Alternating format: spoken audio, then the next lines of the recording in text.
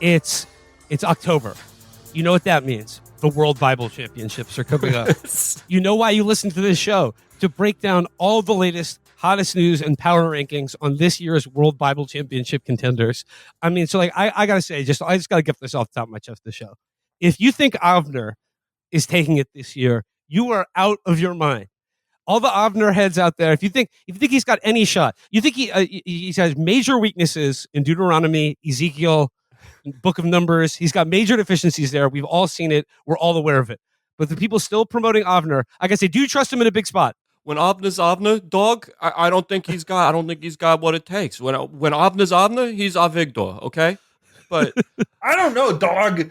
I mean, Avner blew them out with 1 Samuel, 2 Samuel. He ran into trouble with Deuteronomy, but we never got to see how Caden Schwartz from Dallas, Texas would do Deuteronomy. I think the refs frankly had it out for Avner, dog. Always blaming the refs. You can't blame the refs. You can't blame the refs. One time I want to see Avner not lose. One time. Do you trust him in a big spot? That's what I say. So people saying Avner is the GOAT at Bible championships. Do you trust him in a big spot? He has shown nothing thus far that would inspire any confidence in a postseason Bible championship situation. I don't know, dog. He was in a big spot, and keep in mind, he only knew half of the book. You cannot be a world Bible champion if you don't understand. Look, there are great Bible champions, and there are immortal Bible champions. The immortal Bible champions, they understand the second part of the Bible. If you think you can win without knowing the second part of the Bible, you got another thing coming. This is reminding me of a Francesa clip where he's just, because, he's an older guy and had, the show was like 6 hours by the end. And there's one where he's just counting. He counts to 17 very slowly. And that's like the whole clip's him being like 1, 2, you got 3, 4, 5, I don't know, 6. Like, this is the idea of just killing time in the third hour of your sports and Bible radio show by being like, Leviticus, obviously, Numbers, Joshua. I always thought about that with like radio guys, because it's like all the guys, like, they make so much fucking money. Like you make like $5 to $15 million a year. Yeah, like they get paid like there. number 2 or 3 starters on Major League Baseball. Yeah, to like sit in a room that smells like Diet Pepsi. But like they have to wake up at 3 a.m. Yeah. and do like 7 hours of bullshit a day for 48 years. Yeah, it seems like such a bad life. Yeah, I think it's not possible to be. There's like 2 ways you can go. You can either get like the Jiminy Glick body type, which is like sort of where Francesa is, where you're just completely ovoid, or it's like Skip Bayless, where you only eat like some grilled chicken thing that you made on a Foreman grill. That's the only food you've consumed for 25 years. You have like 0.75% body fat, which is somehow Dog is very svelte too. Mad Dog is. Dog, he's trim. He's playing tennis every weekend. Yeah. Dog, Skip Bayless. Who's that guy? The guy Scott something. Where's the voice? Scott Van Pelt. Oh God, yeah. Oh, no, not Scott Van Pelt. He was. I only know about him because he was like. Oh, he was an IMUS target or something, right? Something. He's. I sight unseen. I know he's Scott Muni. Nah, Scott. Fuck. The only reason I know him is they gave him an interviewer's role at the Affliction MMA promotion.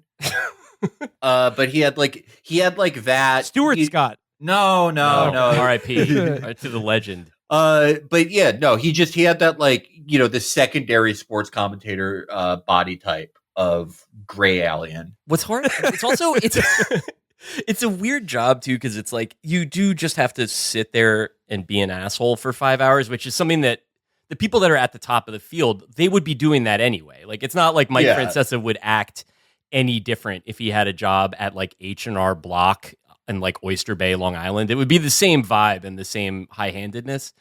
But I remember after I don't think he had actually left office yet. Chris Christie auditioned for a spot as like Francesa's replacement during I remember that. 7 retirement. Yes. And you'd think that Chris Christie would have what it takes, because he's like, he's already got the body, right? The fitness issues, they're all there. And then he got on there and he sucked. The callers hated him, and his approval rating in New Jersey at that point was like in the teens. This was like post Fort Lee, post the whole thing. But even then, like a guy whose whole job is like being a blowhard and like standing behind a bunch of security guards and being like, oh yeah, real tough guy to like a school teacher. Like, even then, like he couldn't talk about the Jets in a way that people didn't hate. So there's like clearly some art to it that is hard to parse from the outside. Yeah, I thought like if like I had heard in like 2014 he was going to do that job, I'd be like, oh my God, what a great second act for the governor. Right. Because like, do you remember during the debates when Rand Paul hit him for hugging Obama and Chris Christie thundered back like, I don't remember that hug, but you know what hugs I do remember? The hugs I gave on 9/11. Oh man, that was so good. That was yeah. awesome. And it's like, if you just saw that, you'd be like, he'd be amazing at this. Stupid It also sports lets you radio know job. the caliber of competition that he's up against on a debate stage, that like he can give it right back to Rand Paul like that. But if he's in a situation where like he's getting a phone call and it's like Jeff from Perth Amboy from Poughkeepsie, yeah, and that guy is like, I think you're an asshole and you did a bad job as governor. He's gonna be like, oh yeah, like that's like, yeah. That the few weeks he did that were an amazing repository. Like it was like a sociologist's dream because you got like the greatest collection of tri-state area sports fans who are libs. Yeah. I mean, or even just, I think at that point there were a lot of them that were libs, but I think like Christie had hit that level. Very few politicians are ever like bad enough for their like entire term to get there. Where there's people that probably were like very conservative Jets fans that were like inclined to be like, well, like I like the way he stood up to, Newark, but I didn't like. But even they were so sick of his shit that they were like, you know what? I do actually have a question about like Chad Pennington's legacy, but I'm not going to ask it because this is the one chance I'm going to get to tell this guy to suck my dick. Well, if anyone was confused by the beginning of the show, we are referencing, of course, Bibi Netanyahu's child, Avner, who was the third place winner of the 2010 World Bible Championship. And I mean, David, of course, was the second place winner. So, yeah. We've went up them in that regard. I can't say anything bad about Avner. I don't agree with him on every issue, but he came in there fit and ready to compete. Where was the World Bible Championship held? Did they have that? That was better be in Jerusalem. I was looking it up right now. The 2010 World Bible James Championship. Dolan's Sphere in Las Vegas. It is like, this is such a fucking Rod and Todd thing. Yeah. The idea, just the combination of words, World Bible Championship, has a real like season 8 of The Simpsons. Like they're just feeling themselves. They can't miss from anywhere on the floor. They're like, yeah, all right, sure. Rod and Todd are at the World Bible Championships. That sounds like good. Is this a Okay. It was in Kiryat Shmona. That's the traditional Israeli pronunciation. No, it's in Israel. They have the World Bible Championships in Israel. It would be weird if you had it in like, Nevada. Yeah, the Kemper Arena in St. Louis. They should have it in the Garden of Eden in Missouri. I mean, I would just be like, the Bible didn't happen here. So is Avner the Netanyahu kid? Because there's a Groiper Netanyahu too, right? Is this the same kid? Yeah. No, Yair is the Groiper. Yair is the groiped up Netanyahu kid who, you remember a few years ago, he like went to a strip club with his like gross friend whose dad was like a minister in the Netanyahu cabinet, and was like, bro, you have to pay for the lap dances because my dad got you that bribe.